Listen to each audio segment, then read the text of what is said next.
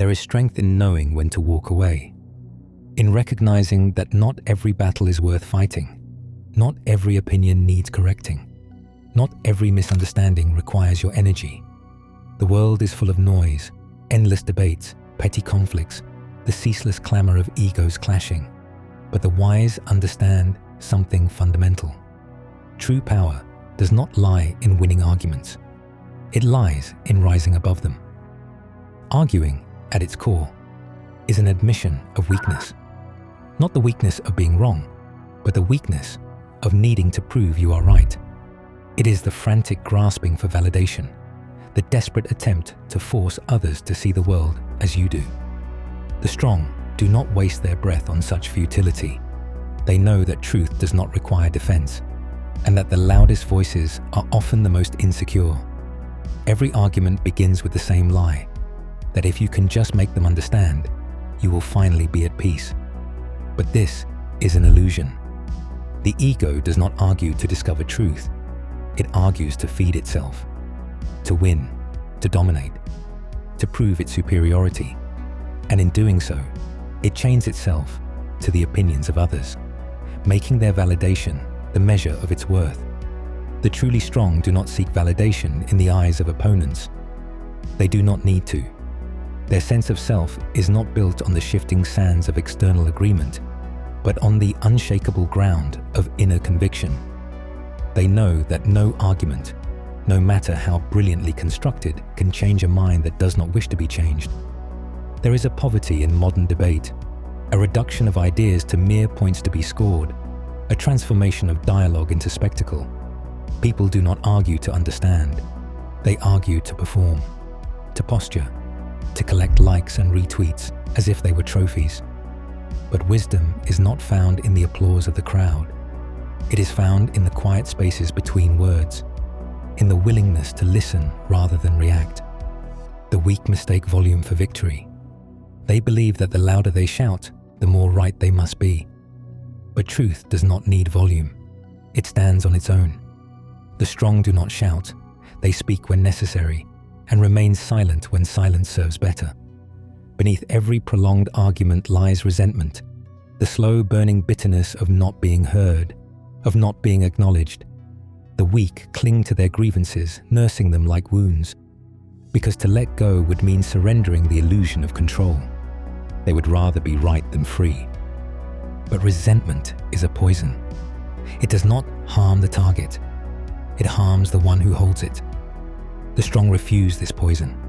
They walk away not because they are defeated, but because they refuse to be diminished by pettiness. They understand that some battles are not worth fighting, not because they cannot win, but because winning would cost them more than they are willing to pay. We like to believe that if we can just find the right words, the perfect logic, we can change another's mind. But this is vanity. People do not change because they are out-argued. They change because they are ready. No amount of rhetoric can force an epiphany. The weak exhaust themselves in this futile labor, mistaking eloquence for influence. The strong know better. They plant seeds, but do not demand to watch them grow. They speak their truth, then let go of the outcome. If the listener is ready, the message will find its way. If not, no amount of force will make it stick. Silence is the refuge of the strong. Not the silence of surrender, but the silence of sovereignty. The choice to withhold words because they are not needed, because they would only add to the noise. The weak fear silence. They rush to fill it with chatter, with defensiveness, with the need to have the last word. But the strong are comfortable in the quiet. They know that sometimes the most powerful statement is the one you refuse to make. That not every provocation deserves a response. That the ability to walk away is the ultimate act of dominance. Most arguments are not about truth, but about belonging. People argue to align themselves with a tribe, to signal their allegiance, to earn the approval of those who already agree with them. This is the herd mentality, the substitution of independent thought for the safety of consensus. The weak crave this approval. They fear standing apart, thinking differently, being disliked. The strong have no such fear. They think for themselves, even when it means standing alone. They would rather be outcast than inauthentic. There is a misconception that strength lies in domination, in forcing others to submit to your will. But true power is not about controlling others. It is about mastering yourself. The weak seek to change minds. The strong focus on refining their own. The highest form of strength is the ability to remain unmoved by pettiness, to refuse engagement with what does not serve you, to invest your energy only in what elevates. The weak are reactive. They respond to every jab, every insult, every challenge, as if their worth depends on it. The strong are selective. They choose their battles not based on ego, but on principle. They understand that not every slight requires acknowledgement, that sometimes the most powerful move is to ignore. This is not passivity, it is strategy. It is the understanding that by refusing to play the game, you change the rules. Arguing binds you to your opponent.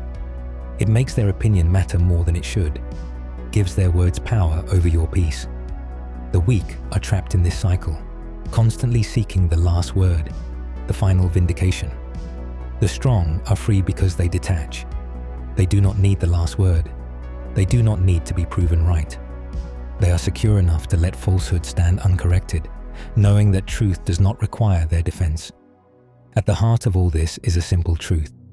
Arguing is the weak person's attempt to control what cannot be controlled, another's mind. The strong do not waste their energy on such illusions. They focus instead on what they can control, their own thoughts, their own actions, their own peace. They know that life is too short to spend it in petty conflicts, that the greatest victory is not in winning debates, but in transcending the need for them. In the end, the choice is simple. You can be right, or you can be free. The weak choose the former. The strong choose the latter. Because true strength is not in the arguments you win, but in the peace you keep. Not in the battles you fight, but in the wisdom to walk away. Not in the noise you make, but in the silence you cultivate. And in that silence, you will find something far more valuable than victory, yourself.